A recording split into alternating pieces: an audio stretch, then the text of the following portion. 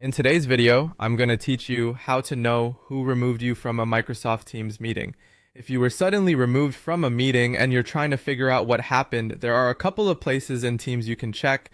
It's important to know up front that Microsoft Teams may tell you that you were removed, but it usually does not clearly identify the exact person who did it.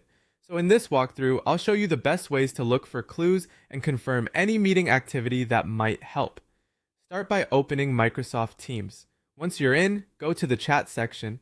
From there, find the chat connected to the meeting you were removed from and open it. This is one of the first places to check because meeting chats can sometimes contain system messages, updates, or other activity around the time something happened. As you review the meeting chat, pay close attention to messages or notifications that appeared around the moment you were removed. You're looking for anything that might show participant changes or meeting-related updates. In some cases, Teams records certain activity in the chat, and while it may not directly name the person responsible, it can still give you useful context about what was happening in the meeting at that time.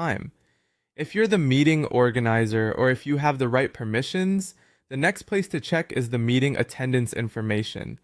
To do this, stay in Microsoft Teams and go to the calendar. Find the meeting in question, then open its details. Inside the meeting details, look for the attendance option or the attendance report. Open that report and review the participant information and the meeting times carefully. This can help you confirm when you joined, when you left, and whether your removal lines up with any other notable meeting activity. While the attendance report is mainly designed to track participation rather than identify who removed someone, it can still help you build a clearer timeline. One more thing to keep in mind: if another participant had the necessary permissions and specifically removed you from the meeting, Teams may show a message saying that you've been removed from the meeting.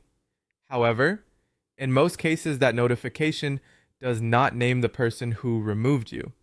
So, to summarize, your best options are checking the meeting chat for activity and reviewing the attendance report if you have access to it. Just remember that Teams generally does not provide a direct record of exactly who removed you. Thanks for watching, and I'll see you in the next video.